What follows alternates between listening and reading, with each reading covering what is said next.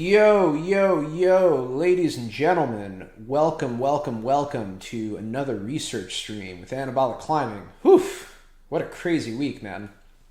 I'm gonna wait for some folks to get in here, but whew. First off, I just want to say that if you were awesome and you reached out to me this week, either on Instagram or in the Discord channel, that was super sweet of you. I got a tremendous amount of support, a bunch of new subscribers, and I appreciate that directly. Fellow climbing, holy crap, you, sir, are hilarious. I was cackling like a hyena all week, and yeah, man, your memes are legendary. If you are in this stream right now, you absolutely need to check out Fellow Climbing. Good Lord.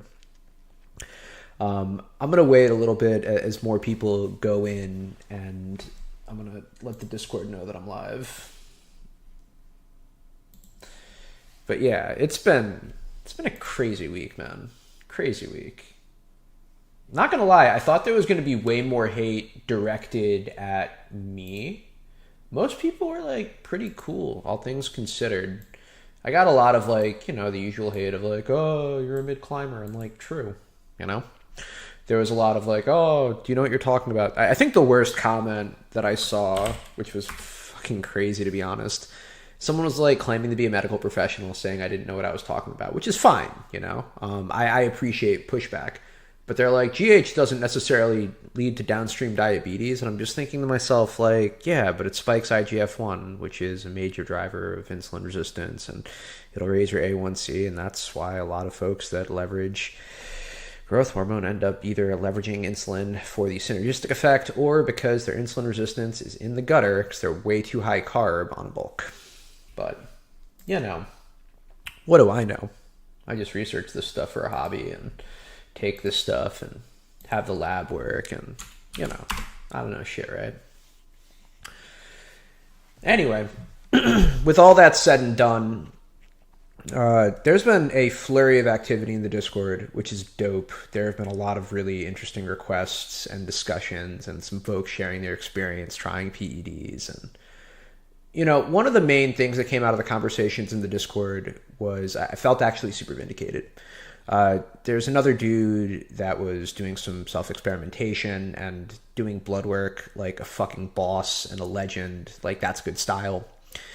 And, if you consume a lot of the same bodybuilding footage and content like we do, a lot of their protocols are way more aggressive. Their doses are way higher. The side effects that they're dealing with are dramatically more brutal.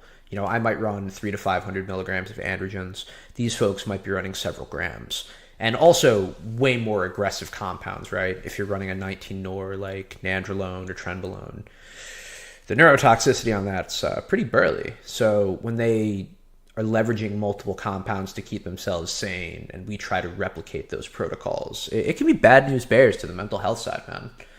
And I'm glad that this guy had some really good results, and I'm glad that he didn't get injured in his trial and error, but, he kind of came around to my line of thinking that the dosages of bodybuilders are just too high for our population, and that's okay.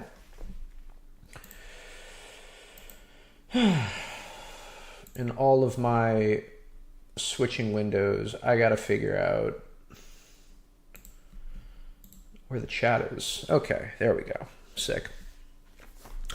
So yeah, one of the really interesting questions that got brought up, or rather topics that got brought up in the Discord, was surrounding the prevalence of growth hormone in competition. So I wanted to do some research on that. To be completely frank, Lattice was pushing that stuff super hard. Josh was like, yeah, I would be running growth hormone. Growth hormone is dope. Growth hormone is one of the things that could make my tendons like steel. And, he's not entirely incorrect. I don't think I've ever recommended running a growth hormone only protocol. And there's some reasons for that. One, I don't like it for peaking. I would use it in an off-season context. I don't like it because of the additional water retention and the edema. You kind of have to manage that. But if you can, it does drive collagen synthesis and accelerated tendon development better than any other compound. But the other reason, at least for guys, that I don't like running it solo is because you need elevated levels of estradiol to get the maximum benefit to the IGF-1 spikes. So if you were, for example, a woman leveraging growth hormone, you already have some pretty elevated estradiol. So you could leverage that transition to IGF-1 pretty well. And of all of the compounds that women cannot leverage, they should not leverage testosterone, they should not leverage Anavar, even though people attempt to do so. It's very, very risky. I don't think you should be leveraging Primobolan or Masteron. Like, we're not bodybuilders. You know, growth hormone is like endogenous to women and relatively benign. I know women, by the way, that are climbers that are on growth hormone. They're not like comp climbers. They're just, you know, in their 50s and trying to live life. And they swear by it. And I think that's amazing. I don't know what else that woman is taking. We talked about potentially trying some other compounds together. It never worked out. But, you know, it's a thing that both men and women can take. Children can take growth hormone. They prescribe growth hormone to children. I know a route setter in my gym that was basically just having issues with puberty. And then he hopped on some growth hormone, and that dude mutated in a matter of weeks. And yeah, he's also super fucking strong. He was climbing out in Magic Wood last year, sending some V7s. Dude's a savage. But, you know, as good as growth hormone is and as relatively safe as growth hormone is, you know, if you guys remember, and a lot of you don't, because a lot of you guys are really, really new to the channel, and I appreciate you coming in, I did a review of gymnasts who failed for various different compounds, because I wanted to see what are the gymnasts failing for, because they at least have some positive drug tests, whereas we don't. We have King of Pull-Up, and I will be doing some coverage on him later. That was requested, and that's definitely a thing that's going to happen. But, you know, when we go through all of these various different gymnast failures, here's what we don't see. We see meldronium, which you've seen in ice climbing. We see Lasix and ephedrine, which is a really powerful diuretic. And ephedrine, I do like to leverage, if I'm being completely transparent. I don't try to climb on ephedrine, but I have randomly had some from like getting sick in various Asian countries. And yeah, it's a dope compound when you're sick. And also just part of the classic natty shred stack. Ephedrine is like, yeah, it's a gold standard. I like ephedrine in small doses, but like I don't think I would leverage it constantly. You know, we have Winstrol and Anavar. Imagine running both of those simultaneously. Jesus. And yeah, that was an out of competition failure. Shout out to a sprinter running Osterine in Rad 140, and Ryan Garcia won a fight on Rad 140. I don't know if Ryan Garcia was running Osterine or not. Tainted supplements exist. We saw that with Nate Diaz. Also, it's not entirely unreasonable that you take something that you know is tainted to get the benefit and then be like, oops, whoopsie. But, you know, you got to take some folks at their word a little bit. And then we had the female swimmer running LGD 4033. SARMs are stupid. I think SARMs are dumb. But, you know, I'm not going to comment too much on whether or not a woman should be using LGD 4033. That's not really why we're here. The short answer is the amount of growth hormone doping failures is tremendously thin. We're going to actually hop over and start asking our friends over at ChatGPT if they could find some for us. And we always have to double check when we're using ChatGPT. I love using ChatGPT for pulling information or for like search, but I always like to double check because that thing hallucinates, and I've seen it do some pretty bananas stuff.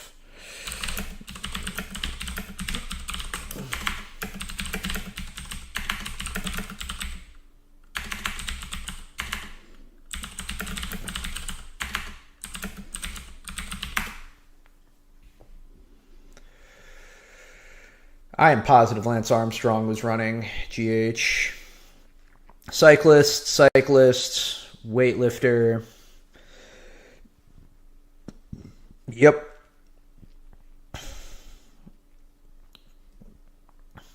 So look, guys, folks have been using growth hormone, I want to say since the 90s, right?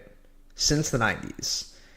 And there are 3 notable HGH failures. That's not a lot. And you might say things like, oh, growth hormone is expensive. It's not.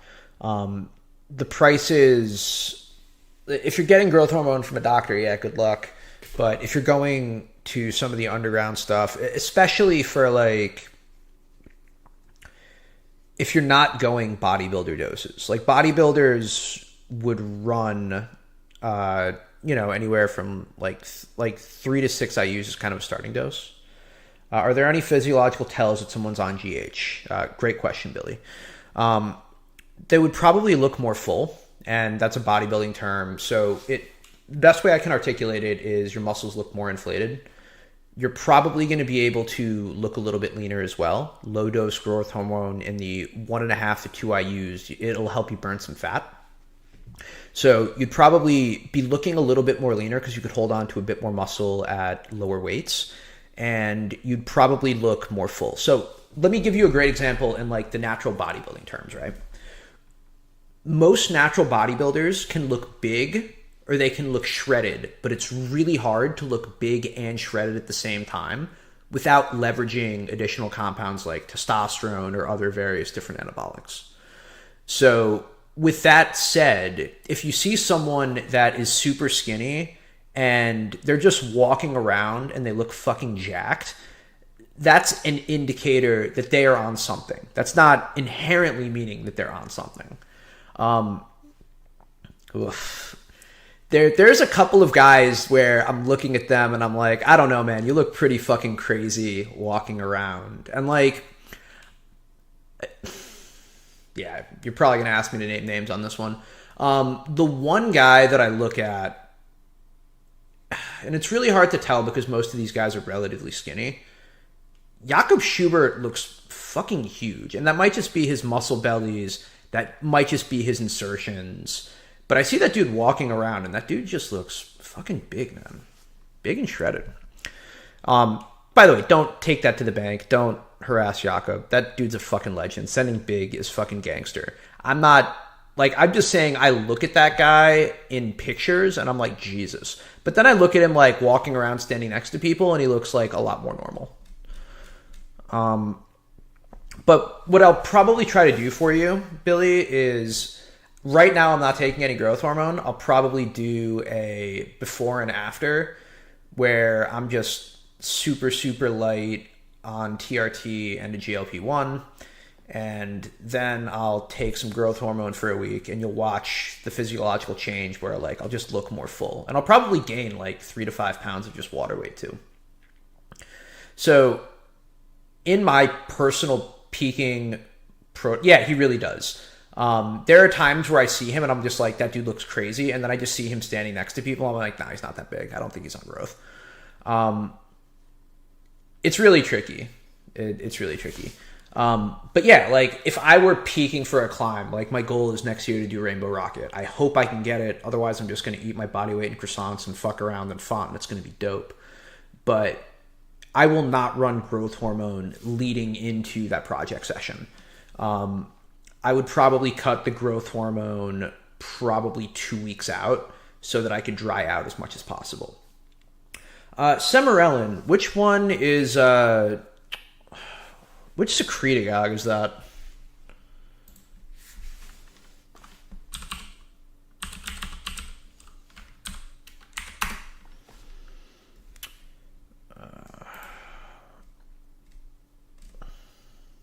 See, I'm aware of Semirelin. I don't like... So I'll give you my take on it, right?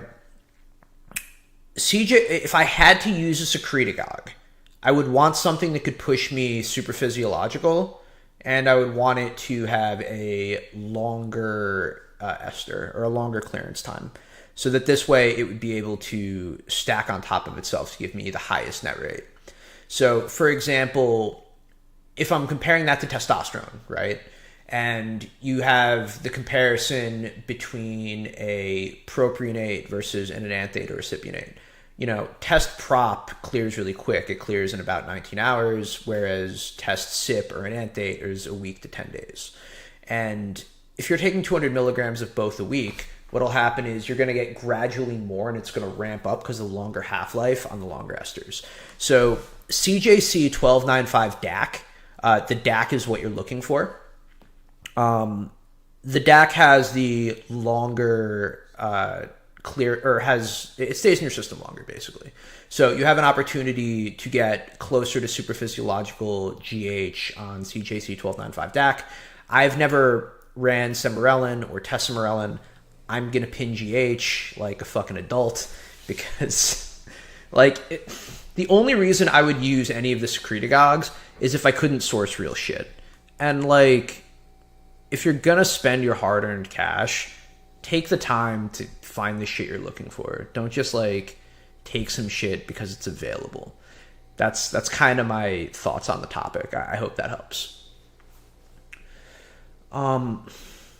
Okay, so let's I kind of want to think about this because I'm going to be making a video on this probably next, and I kind of want to distill my thoughts a bit on growth hormone and what it would look like for folks in competition. Yeah, it's fucking impossible to test for. One of the other things that I don't like about climbing on growth is the edema fucking sucks. If you've watched any of my shit for a while, I have a very love-hate relationship with growth hormone. It's amazing on paper, but whenever I try pushing above 3.5 IUs a night, my hands just swell up and it's brutal, man. I can't fully close my hand. I wake up and my fingers are numb. I feel numbness all the way up in my forearms. It fucking sucks. So, growth hormone for me is like eating my vegetables. I do it because I think it's helpful, but I have lost training days because I didn't have my GH dialed. I think this time around, I'll probably keep it to 2 IUs and see if I can just tolerate that for extended periods rather than trying to push up to 3 so quickly.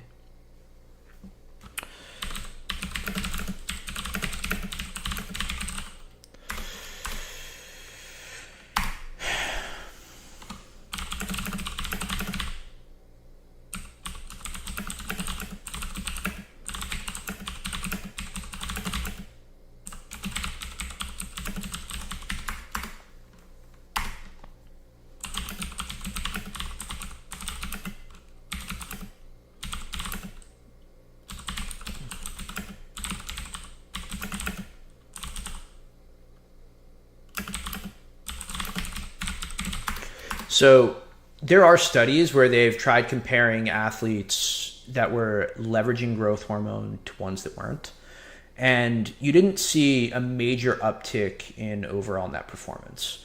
You will gain a little bit more muscle. In AIDS patients, they did this. And they maintained more muscle, but their quality of life wasn't that much better. Versus if you put those guys on test, they're just happier people. So growth hormone is a good bulletproofing compound, and it can keep you safer if you're doing some more ballistic movements like big dynos and big catches. It's really good for tendons. That's just the thing that it's good for. But the amount of raw power you're going to get on growth hormone is kind of minimal, to be honest. But yeah, it's definitely helpful for injury recovery. It's good for injury prevention. I think that when Josh was talking about bulletproofing tendons with the healing peptides, that's not what they're for. But growth hormone kind of is.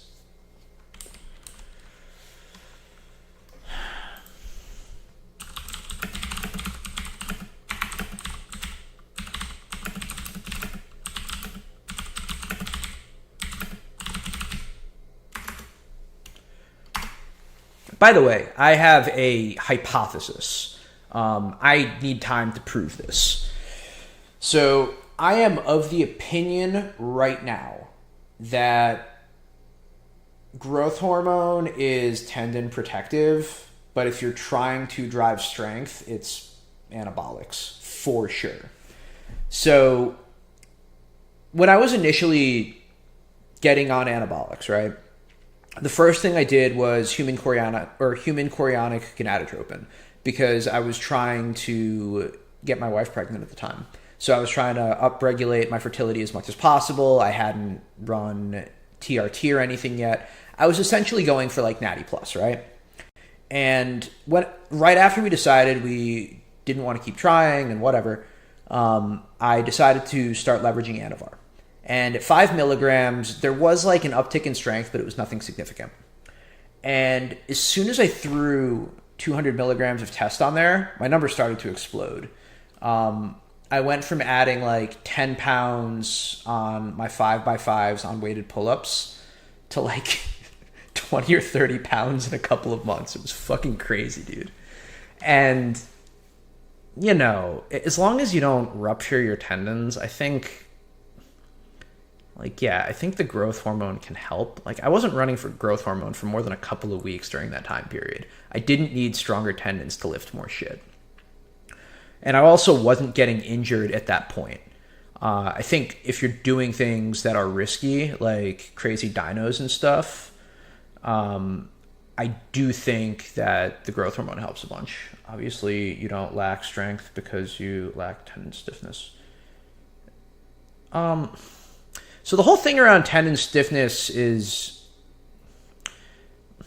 I don't know, man. It's going to take some time to sort of sort it out. I'm not willing to let anyone cut open my fingers to like measure this shit. But you're going to get stronger tendons as you move more weight. Like, that's just kind of the way it works. Like, I'd already been climbing for 6 years leading up to this. It's not like I just had started climbing yesterday and decided to YOLO this. I think that would probably be fucking bad. My tendons were probably prepared, but, you know, if you're basically doubling your block pull strength in like the course of a year, you're going to get some tendon resilience in that too. I just think that as climbers, we overemphasize the importance of tendons, and we don't appreciate the importance of the muscle that's doing the work too. Like, you have a ton of muscles in your hands, man, all the way through here. Hooper's Beta can do a way better job breaking down all of the individual muscles that are happening here. I don't know what they are, but, you know, if you're doing your block pulls and you're in a crimp position and you're pulling, as long as you're not opening up, it's pretty darn safe. Like, eventually you're just going to like let go. So I do think that the testosterone is super protective to those really, really small muscles. That's my hypothesis, by the way. It's entirely possible that I'm fucking wrong. But if those muscles aren't doing more or aren't putting too much power through those tendons, or the tendons can support the power, then like you're good to go, man. At least that's my hypothesis. And it's entirely possible that like one of those doctors that knows way more than me is going to prove me wrong. Like, I would not take this to the bank. This is just my hypothesis doing drugs that they haven't done and getting results that are outliers from other coaches. Like, when I've mentioned this, and I'll tell like the coaches that I mentioned this to, and I'll give you like the things that they said, because I don't think it's like breaking any kind of confidentiality, right? I've talked about this with Paradigm Climbing, who's a fucking savage. Holy shit, that dude is strong. And I told him about, you know, putting 70 pounds in my block pulls this year. He's like, what the fuck were you doing? That's insane. Like, I haven't heard anyone doing that before.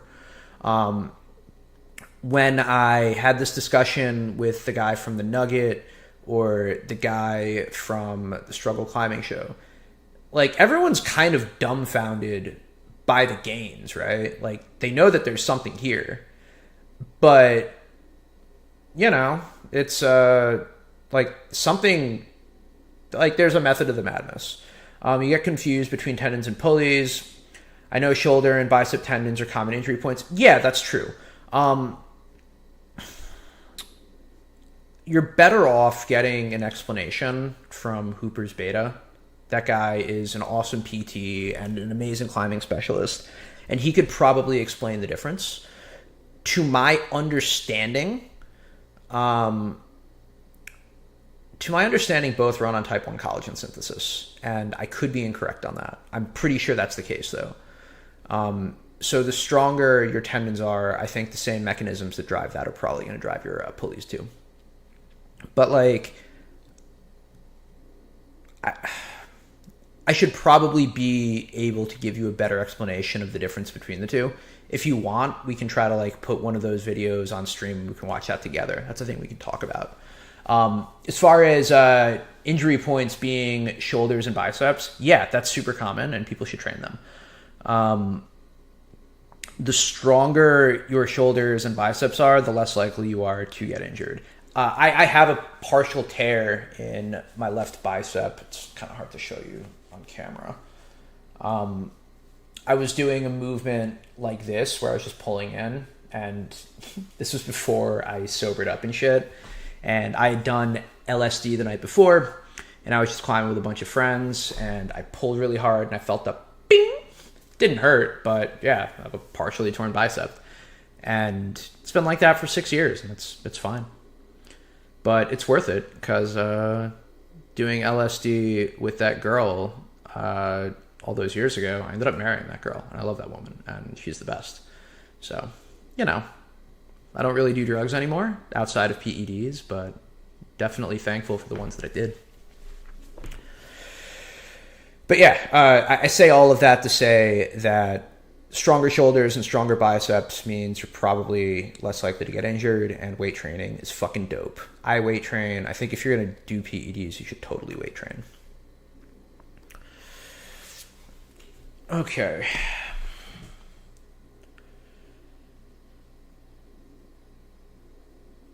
Oh, yeah. Here's another thing.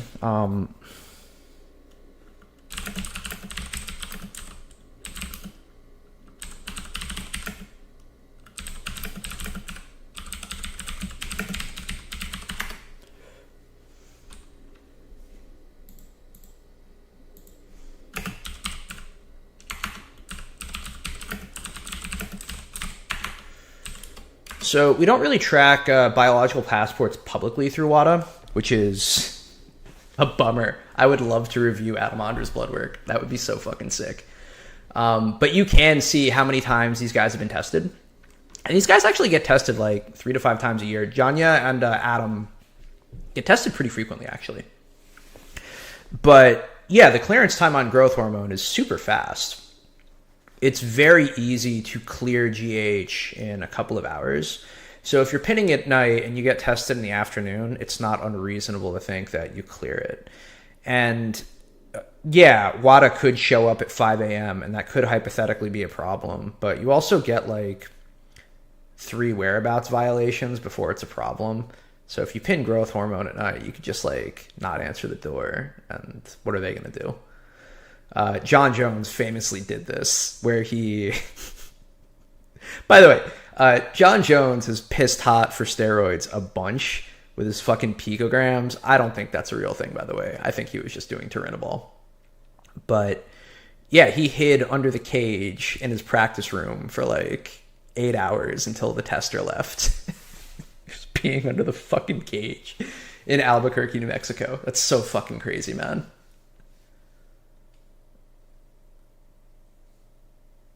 You don't think Adam's comp results justify so much testing that's historical?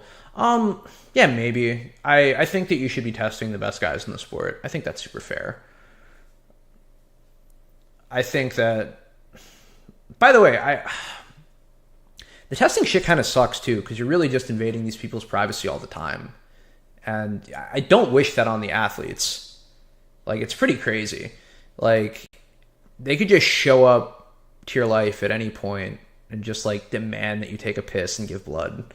And even though they mostly only do piss tests, like I've seen a bunch of stories from like pro powerlifters where they'll win a meet and they can't celebrate with their team. They have to go take a piss. Like that sucks. Like that just sucks the joy out of what should be an incredible achievement.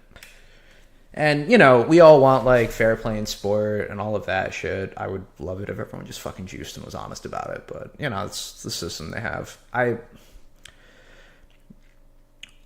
Luke Thomas, a dude who I don't... Like, I love Luke Thomas. Some of his political views are a little left of me, which is saying a lot, dude. I'm a pretty live and let live. But his takes on steroids in sports are pretty fucking based. And yeah, if you're interested in that, I would definitely take a look on Luke Thomas's opinions on PEDs. Why Adam over Serrato or Toby? I don't know. It's just who they're testing more. I don't fucking know what WADA gets up to. Let me see if I can pull this up actually. IFSC WADA tests.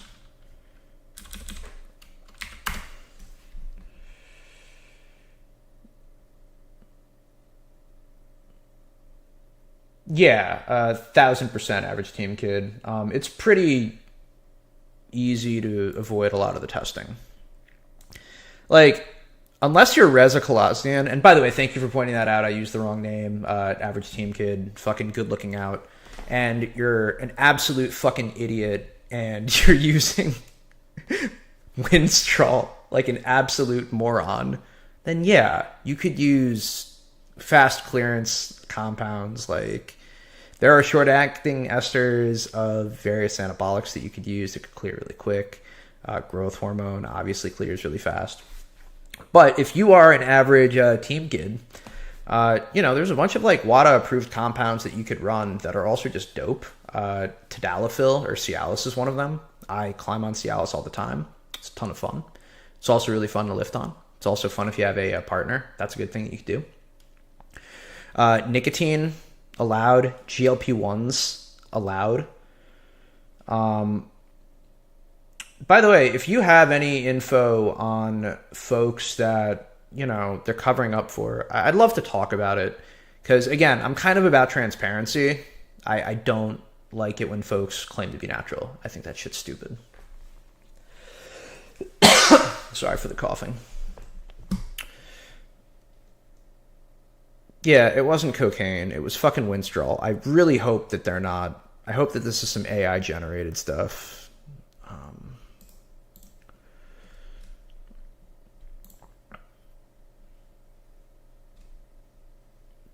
Whereabouts requirements. It's so invasive, man. Like, I couldn't imagine, dude.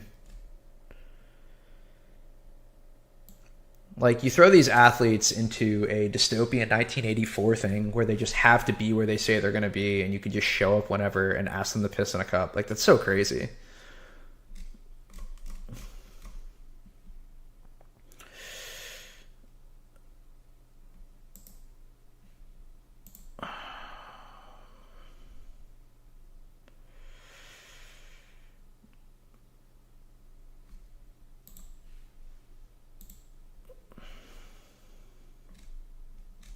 Gross.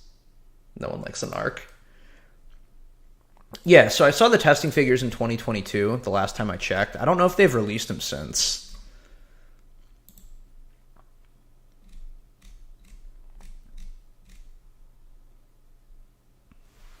All right, let's take a look at this. 6.4% in total number of increase of samples from 21 to 22.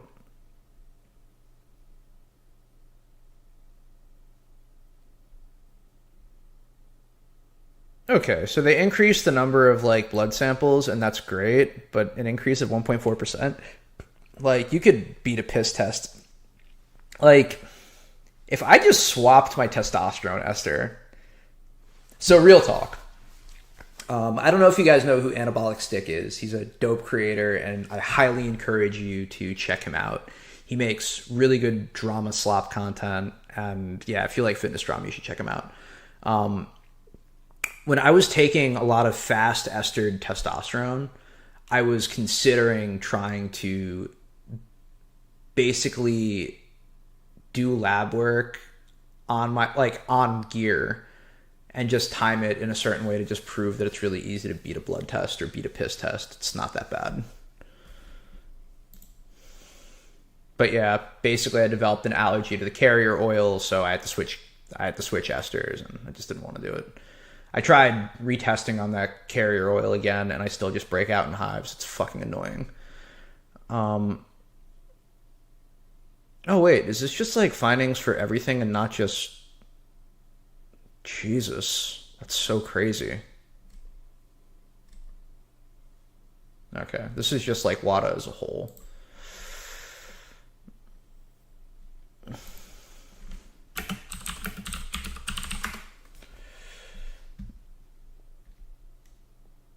Yeah, I don't know if they... Let's go back to the anti-doping figures. Yeah, this is too much. Jesus Christ. 50,000 piss tests. That's insane. Alright, let's see the registered testing pool.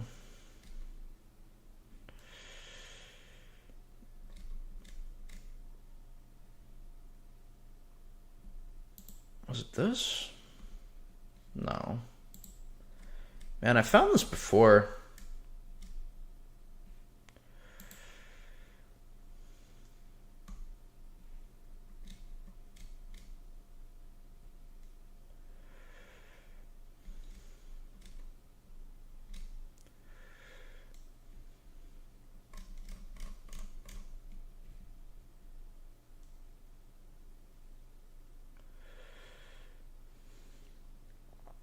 People did it. I just, Yeah.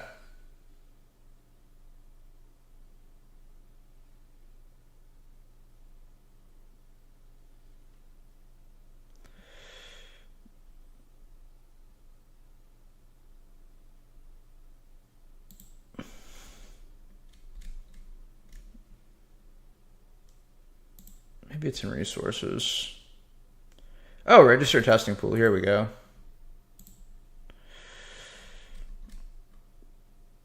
Jesus Christ. So yeah, Toby Roberts is here.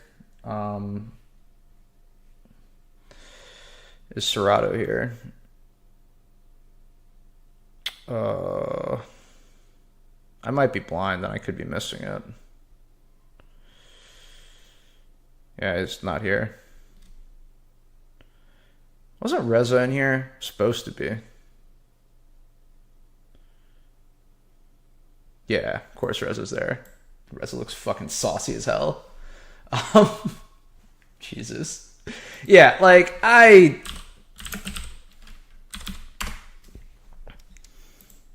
sure that this is slightly edited, but this dude is fucking jacked. For context, this guy needs to be in the testing pool. This dude is like, I want to say like 5'6", 165 or some shit. Like, this dude's huge. Okay, he's 5'7", 168. So, he's pretty fucking big, dude. Like, this guy isn't like bodybuilder shredded, but like, he's not far off from stepping on a... Like, this dude's probably like 3 to 4 weeks out from stepping on a bodybuilding stage. Like, he could drop another 10 pounds and he would be one of the biggest dudes on stage. Real talk. Reza is a fucking tank. For context, Reza weighs like 10 pounds more than me right now. Like, Reza's huge. Okay, let's go back. Yeah, you have to test Yanya. Like, that's just obvious. Summary of tests conducted. Yeah, they haven't released this in 2023 or 2024, which really pisses me off. I wish we had some more visibility in this. And, you know, like I said, it's not fair to the athletes, but if they're going to do this, you should fucking make it public.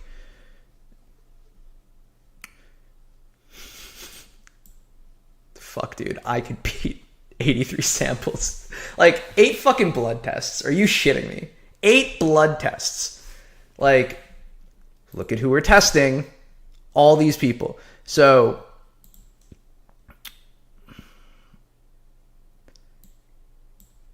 $17 in competition tests, 40 out of competition tests, 83 total samples.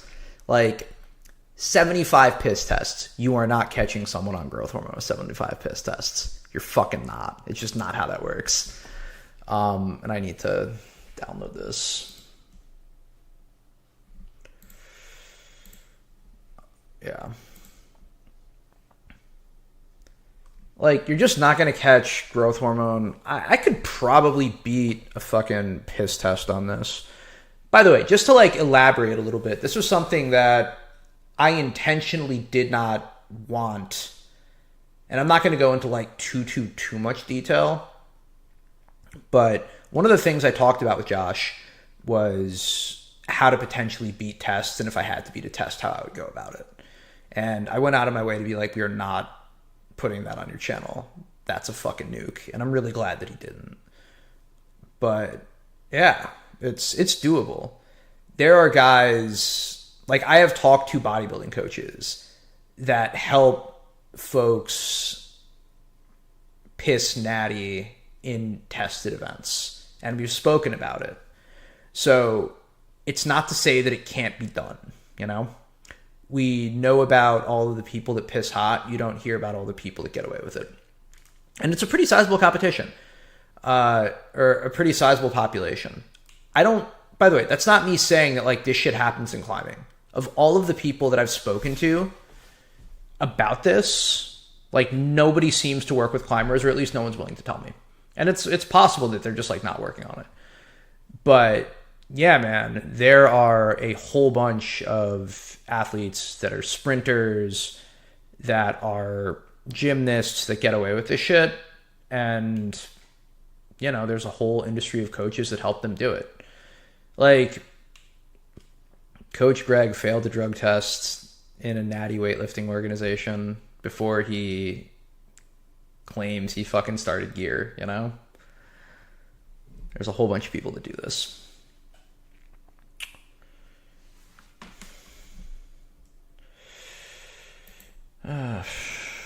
What are some other things that I want to mention?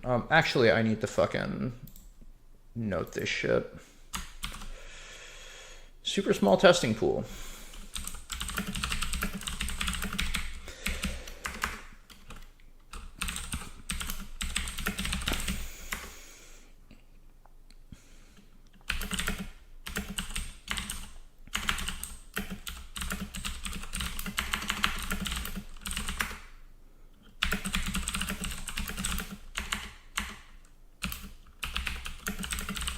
That's the fucking crime right there. Zero data on this shit from 2023 to present. Like, my God. You know, it's not to say that, like, everyone's doping, but, like, you know, in 2022, we could see how many tests we were having. We could see who was getting tested. And now it's just like, trust me, bro. Like, fuck off. You know what I mean?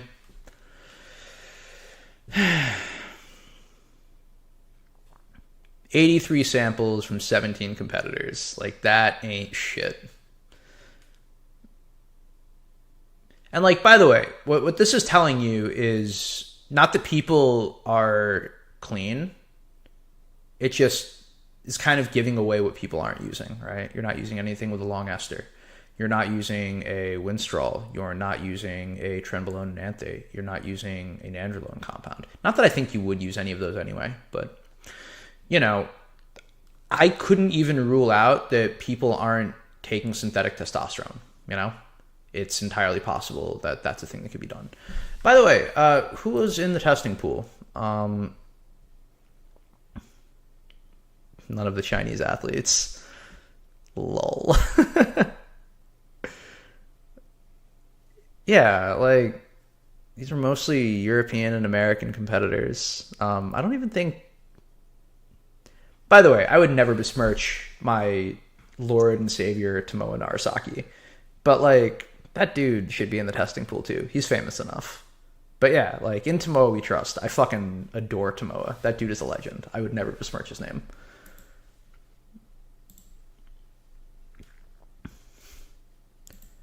What is their education plan? Fucking kill me.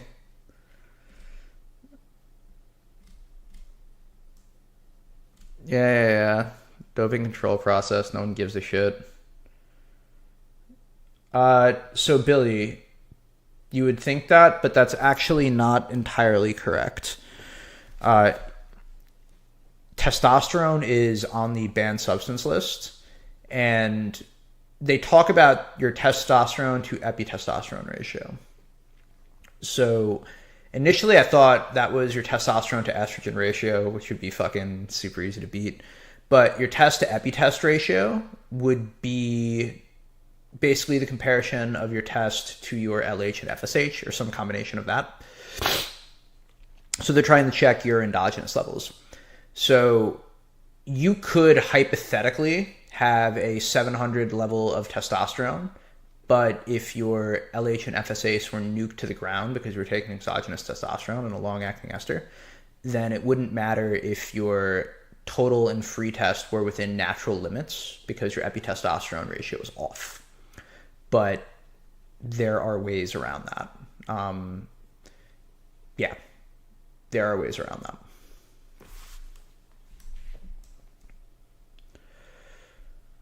And one other thing, I think I've mentioned this in other videos. I might have even mentioned this in my reaction to the Lattice folks, but having a super physiological level of testosterone on paper does not mean that I am the same as a natty. So let's say me and you, Billy, both have 800 tests when we go and give our blood work. That shit ain't the same. Your test is going to rise and fall throughout the day based off of how you ate, how you slept, how much food's in your system, how stressed you are. And I get my testosterone from a vial, so my shit's just cranked all day long. So that's why I can hold up more muscle than you can. It's probably going to help me out libido-wise. In the event that I was unlucky and had hair loss issues, that shit would bite me. But fortunately, I'm super genetically gifted in that regard. So shout out to my parents and my grandparents. That shit's dope. But yeah, just because you're in physiological testosterone ranges doesn't mean that it acts that way out in the wild.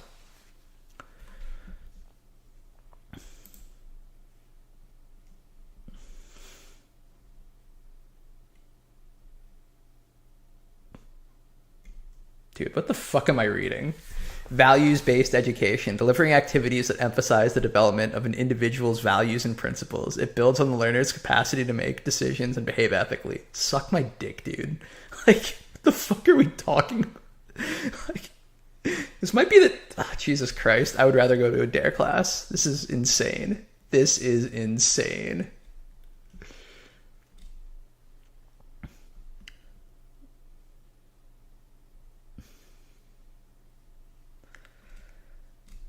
By the way, like, I have a long and storied history of, and by long and storied, I mean, like, I don't know, probably 9 months.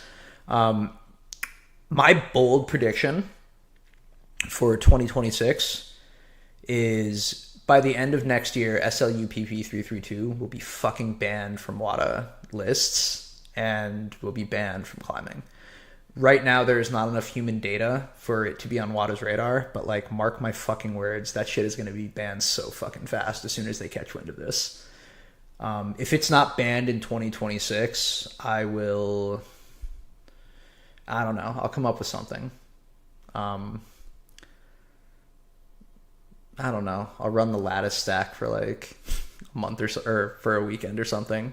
Just get cracked out and do, like, the cardiologist speedball of amphetamines and beta blockers. Don't do drugs. Like, that's how confident I am that SLU is going to be banned. And I know it's going to be banned because MOTC is banned. Dude, I would kill myself if I had to go to an anti-doping webinar in a video game. Jesus, sounds awful.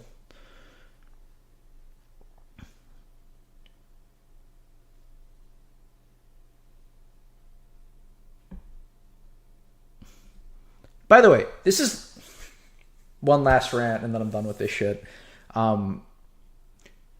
People are fucking electrocuting their hands to sweat less in competition. And we're talking about, like, anti-doping webinars. Like, fuck off, dude. Like, what are we doing? Like, this is insane to me. This is so stupid. Ugh, it's so childish. Yeah, good times. All right, so let me think a little bit. I have like 15 minutes before my wife gets home and I want to see her.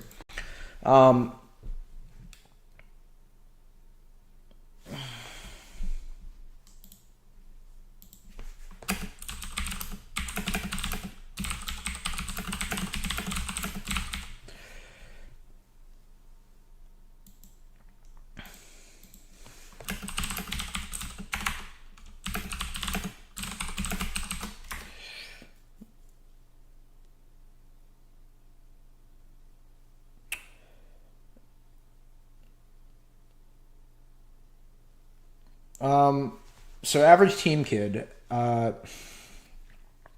If we are talking strictly for performance and testing doesn't matter, I would I run Anavar, I would do that shit.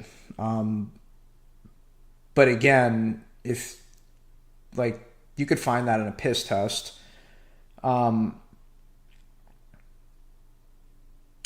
So if you're asking if what I would do to be the ultimate speed climber, I would probably I could make a case for I would probably run Anavar. I would probably run potentially Turinabol. I would run a test base. It's probably all you would need.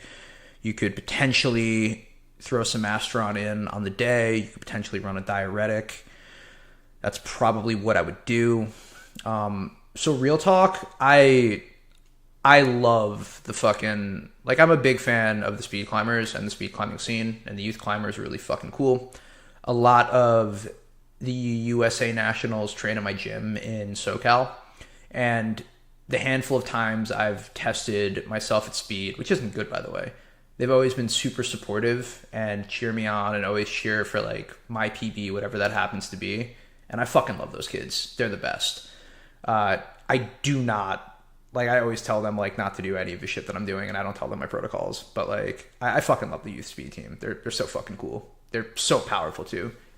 If you're a speed climber, that's fucking based and epic, and I will cheer for you in any comp that you're in.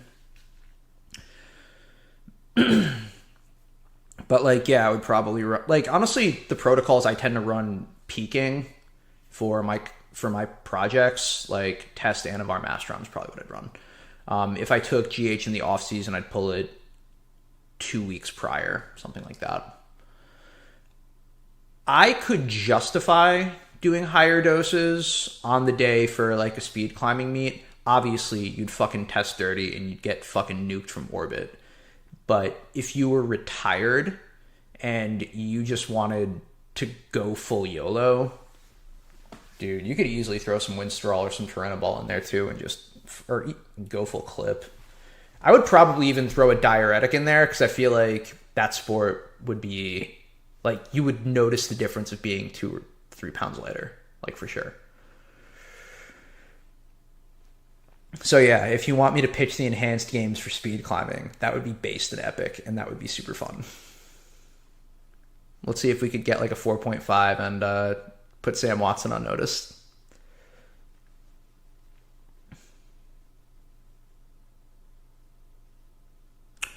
Yeah, but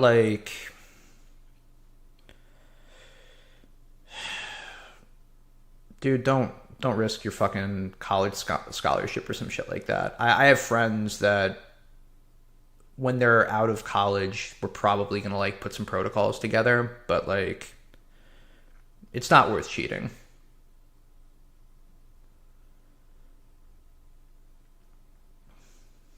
Yeah, if you want to help us petition to get the enhanced games to do speed climbing, that'd be fucking hilarious. I would love that.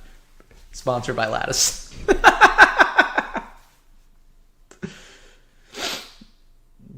And yeah, technically everything I have mentioned outside of the Anavar could be compounded in a compounding pharmacy. Oh God. Oh man. Who do you think? By the way, real talk, the Iranian speed climbing team looks saucy as fuck. You might actually be able to run amphetamines in speed climbing. That's a thing where it could work. I wouldn't, but if there was ever a place to do it, it's probably there because you're just running the same fucking route over and over and over again.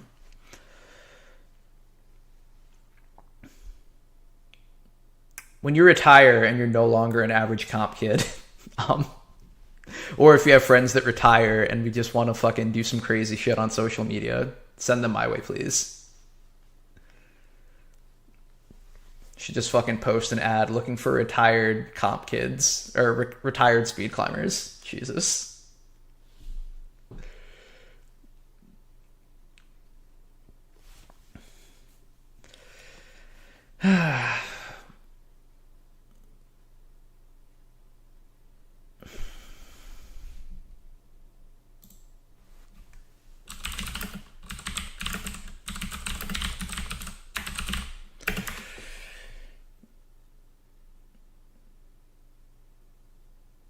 See, I don't know if I would want to run amphetamines for practice just because you wouldn't be able to use them on comp day. But yeah, it's probably a thing that happens. I wouldn't be surprised. Also, like, kids are kids. And I expect 18 to 21-year-olds to be using amphetamines to study for exams and shit. So it wouldn't surprise me if they were also using it to train.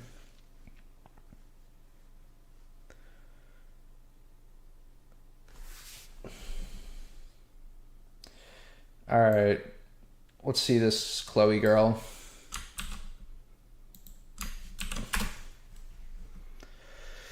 She's pretty fucking jacked, dude. Where's she from? Belgium? Okay. Yeah, she's real fucking jacked. Woof.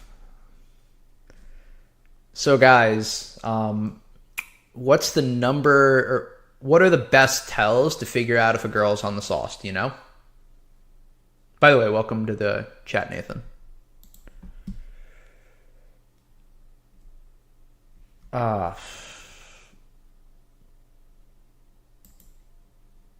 What's my take on androgen receptor sensitivity? I don't even know how you'd test that, and I think that your androgen receptors don't get desensitized. I think that's cope. But yeah, does anyone know what the telltale signs are for females on the sauce? Changes to facial structure and changes to voice. So if you really want to figure out if homegirl is on the Sazul, you should listen to her talk. But growth hormone won't change the sound of your voice, as far as I know.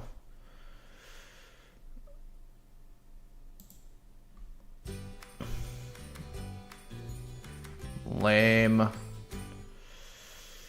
If you're an illegal alien, this runway is your future. Jesus fucking Christ. Hi. Okay, wow. Ice giving me ads on my anabolic channel. What the fuck is that? Oof, I'm gonna have to start watching videos exclusively on my YouTube premium account. What the fuck? Welcome back to my channel. Today I have a very special guest, Chloe Collier. Hi guys.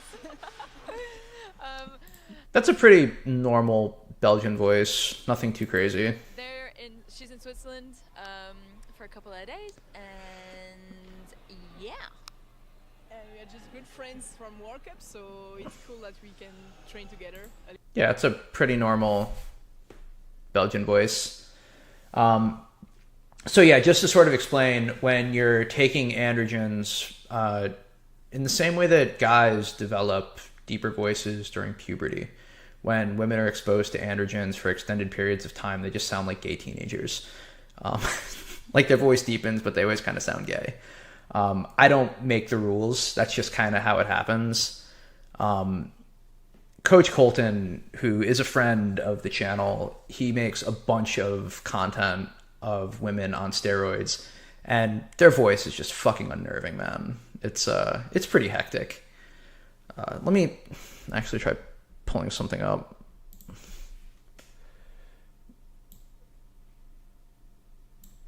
I fucking love Colton.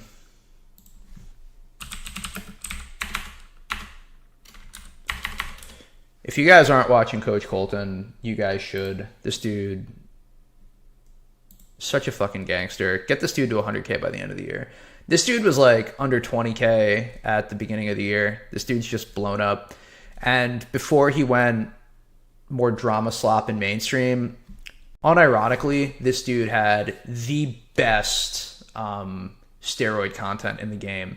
Like his Mastron video, which he took down, I asked him for it, was unironically the best video on Mastron I have ever seen. And I've watched fucking everybody's. I love this dude. He's super sweet. I actually ran a lot of my protocols by him in the beginning.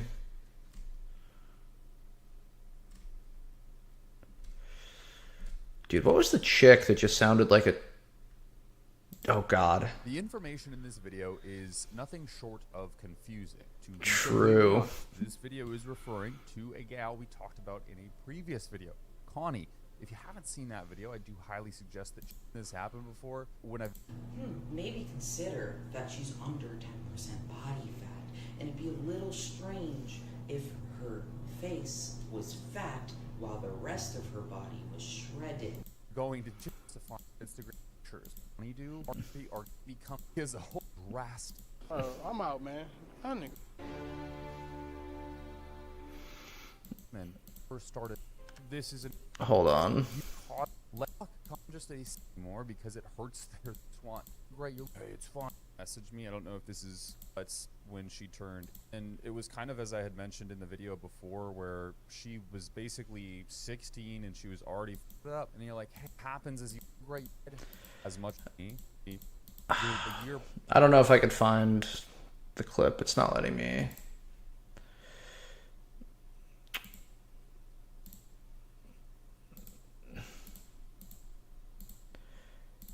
But yeah, like just go in here really quick.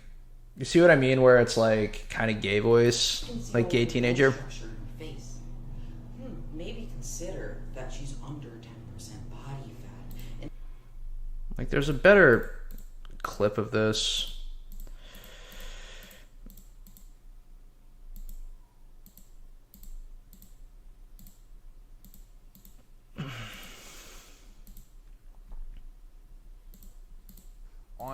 Nah, it's fine. We'll pre-watch it later.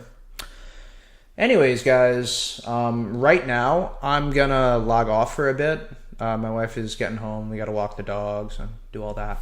But everyone, thank you so much for stopping by. This has been incredibly fun. I hope you guys enjoyed it too. I'm probably gonna do some work in the morning and in the afternoon and try to get that video on growth hormone out later tomorrow. But thank you guys so much for suggesting it and helping me put it together. Just a little spoiler. Some more climbing news is probably going to be covering the whole Lattice debacle, which, yeah, good times. That's going to be mentioned, but I appreciate you guys so much. Thank you so much for hanging out. This has been, you know, with all the hate and shit that came from Lattice, it didn't really bother me, but having everybody here and being a part of this and being interested in this kind of content means the world to me. So thank you guys so much for stopping by. I'm super grateful. Anyway, that's all for this evening. I'm Adam with Anabolic Climbing. Wishing you guys good luck, happy sending, and stay safe. I'll see you soon.